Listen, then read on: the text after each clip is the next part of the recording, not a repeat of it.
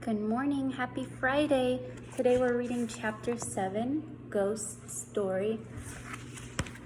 Jack bounced in the saddle. He felt the cool night wind against his face. He couldn't tell where they were going, but he trusted Dusty to follow the others.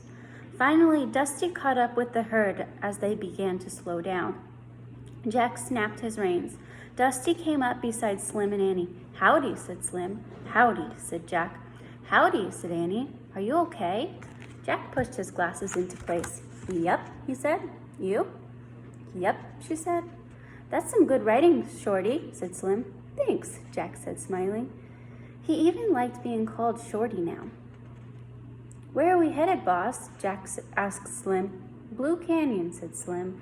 "Okay, with you?" "Yep," said Jack. "This way," said Slim. He slapped the horse and they all sped up again. Slim steered the herd to the left. Soon he led them through a deep, narrow path.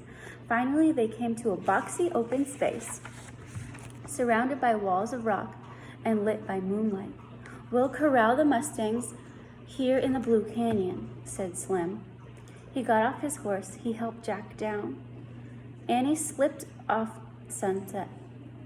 "Take him to his mama," Slim told Annie. Annie led Sunset to the mare. In the moonlight, the two Mustangs rubbed against one another and neighed. As Jack patted Dusty's damp neck, he remembered the last two rules, praise and reward. "Thanks," he whispered to Dusty. "You were great. You were super great." Slim unsaddled Dusty and handed Jack his saddlebags. "Take those over to the grassy spot. We'll camp here," he said.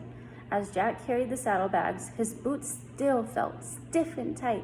His legs were sore and wobbly, but he didn't mind. He threw down the saddlebags and his backpack. Then he flopped himself down.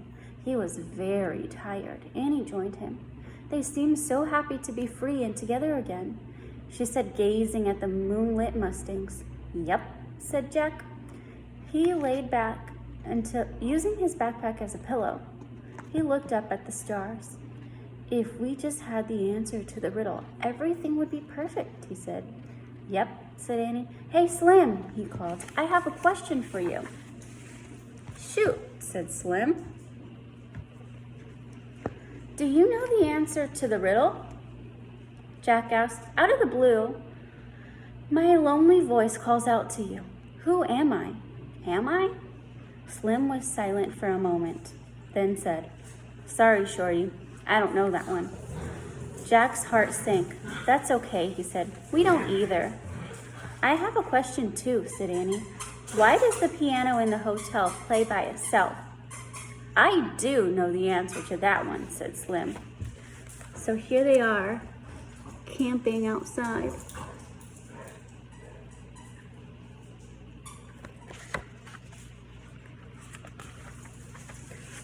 "What is it?" said Annie.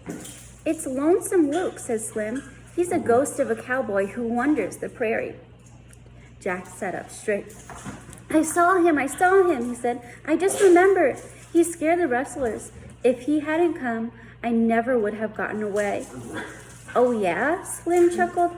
"Well, luckily for us, Lonesome Luke sometimes likes to help folks out." Slim threw his saddle down next to Jack and Annie and sat against it. "Years ago, Lonesome Luke had a gal who was just crazy about him," said Slim. "She couldn't take the Wild West, though. She went back east." "What happened then?" said Jack.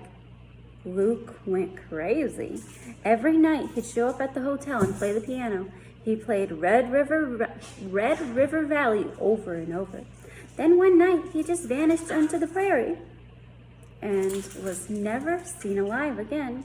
His bones were found a year later, but folks say his ghost returns to the hotel piano to play Red River Valley. It goes like this."